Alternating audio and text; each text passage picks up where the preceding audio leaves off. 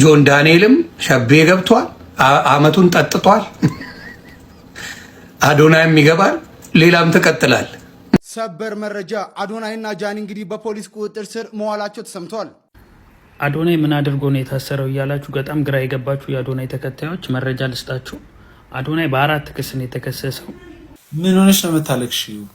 አዶናይ ታሰረ እንዴ? አይ ዶንት ኖ ምን ነው አዶናይን ትወጂዋለሽ?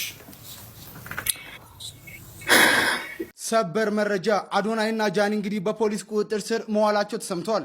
የቲክቶክ ክሬቲቭ አዋርድ አሸናፊ የነበረው አዶናይና እንዲሁም ቲክቶከር ጃኒ ዛሬ አመሻሽ ላይ በፌዴራል ፖሊስ ቁጥጥር ስር መዋላቸው ተነግሯል።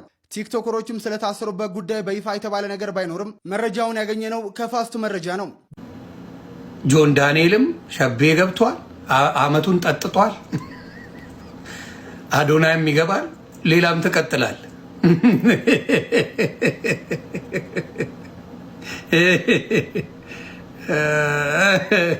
መንግስት ጃኒን ያፈቅራታል። ለዛ ነው ከጃኒ ጋር የተኙትን ሰዎች በሙሉ እያፈላለገ የሚያስረው። ለምሳሌ አዶኒና ጆን ዳንኤል አዶኒን ለማህበረሰቡ እሴት ስለምንጨነቅ ነው ያሰርነው አሉ። እኛ አዶኒ ያስጨነቀናል እንዴ? እኛን ያስጨነቀን ኑሮ ነው። እስኪ ኑሮን እሰሩልን። ስላይ ነብራ ዮኒ ማኛ እኮ በሰላም ሀገር ውስጥ ገብቶ ኢንተርቪው ተደርጎ የወጣባት ሀገር እኮ ናት። በቃ ወጣት መኖር አይችልም ማለት ነው። እስከ መቼ ነው ኢትዮጵያ የወጣቱን ህልም የምገለው? ደህና ነኝ። ሙን እንዴት ነህ? ምን ሆነሽ ነው የምታለቅሽው? አዶናይ ታሰረ እንዴ? አይ ዶንት ኖ ምን ነው? አይ ታሰረ የሚል ወሬ በኢየሱስ ትወጂዋለሽ? ጃኒ ታስራለች። አዶናይን ትወጂዋለሽ?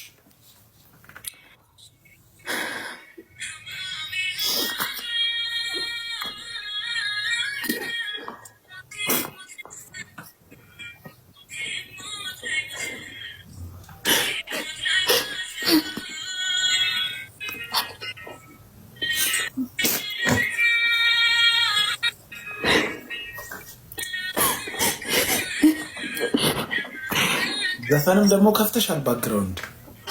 አዶናይ አሁን 2 ፎሎወር ቢኖረው ታረክሽ ነበር ሳርቹ? አዎ አለቀሳለሁ። በእውነት እንዴ 2-3 ፎሎወር ያላቸው እኮ ሊቢያ የሚገርፉ የሀገር ወጣቶች አሉ እኮ። አይተሻቸው አታውቂም? በህግ መንገድ ሄደው ሊቢያ ላይ እሽት ያደርጓቸዋል፣ ይገርፏቸዋል። ነው ማለት ቶሎ ነው የምደነግጠው ምናምን ነገር። የሆነ ቦታ የምትሰጠው ሰው ሲሆን ደግሞ በጣም ነው እንትን የሚለው፣ የሆነ ልብክ ራሱ ይሰበራል። የእውነቴን ነው። ጌታ ሆይ ምን አይነት ዘመን የተፈጠረው! እኛ አይ ማስሚን ሳሪቹ እኛ የምናለቅሰው ይሁንክ ላስረዳት። እኔ ካሜራ ደቅኜ ማልቀስ ምናምን ፈልጌ አይደለም። በቃ እኔ ቶሎ ነው የሚመጣው። በዛ ላይ ቶሎ ነው ስሜታዊ የምሆነው። ሲቀጥል ደግሞ ካሜራ የደቀንኩት ማለት ነው ሙሉ ቀን ቲክቶክ አልገባሁኝም። ጠዋት አካባቢ ላይ ብቻ ነው እንትን ብዬ ቪዲዮ ፖስት አደረኩኝና ከዛ በኋላ ዞርም ብዬ አላየሁትም ማለት ነው። የሆነ ሰዓት ላይ ላይቭ ገባ ወጣሁኝ ምናምን። እዚህ ውስጥ ልትኖሩ ትችላላችሁ፣ ላይቭ ስገባ ያያችሁት ማለት ነው። ከዛ በኋላ ወጣው፣ ስልኬም ዘግቶ አሁን ከፈተ እና ስከፍት አዶናይ ታስሯል ምናምን የሚል እንትን ነበር ያየሁት። ከዛን ካሜራ ከፍተሽ እየየ እግዚአብሔር ይገስጻችሁ፣ እግዚአብሔር ልቦና ይስጣችሁ። አዶናይ ምን አድርጎ ነው የታሰረው እያላችሁ በጣም ግራ የገባችሁ የአዶናይ ተከታዮች መረጃ ልስጣችሁ። አዶናይ በ4 ክስ ነው የተከሰሰው።